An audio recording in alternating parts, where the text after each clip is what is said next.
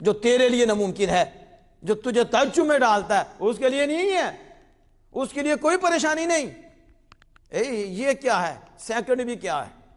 وہ قادر ہے، وہ چاہے کر سکتا ہے۔ نبی اکرم صلی اللہ علیہ وسلم جب اس جہاں سے نکلے بیت المقدس تک کے، اور بیت المقدس جب آگے کے پچھلا وقت رک گیا، حرکتیں رک گئیں، پھر وہاں سے نکلے، پھر جہاں جہاں معراج ہوتی گئی وہ تو چلتا گیا، پیچھے والا رک گیا۔ قمر، سورج، شمس، ان کی حرکتیں رک گئیں، قمر رک گیا، شمس رک گیا، وقت رک گیا، اور حضور سید عالم صلی اللہ علیہ وسلم اوپر گئے اور سارا نظام رک گیا، نیچے والا نظام رک گیا، اور آگے جہاں سے حضور گزر رہی ہیں وہ چلتا جا رہا ہے، حرکتیں معطل ہو گئیں، حرکتیں بھی رک گئیں۔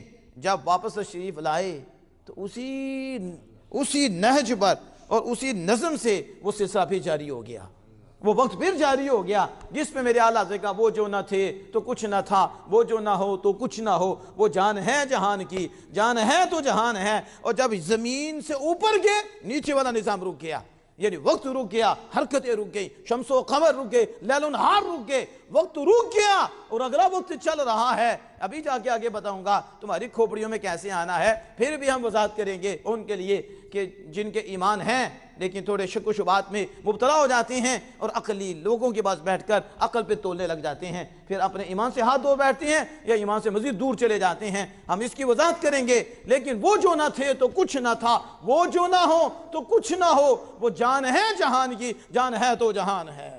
حضور تھے تو زمانہ چل رہا تھا، وقت چل رہا تھا، جب حضور نکلے تو وقت رک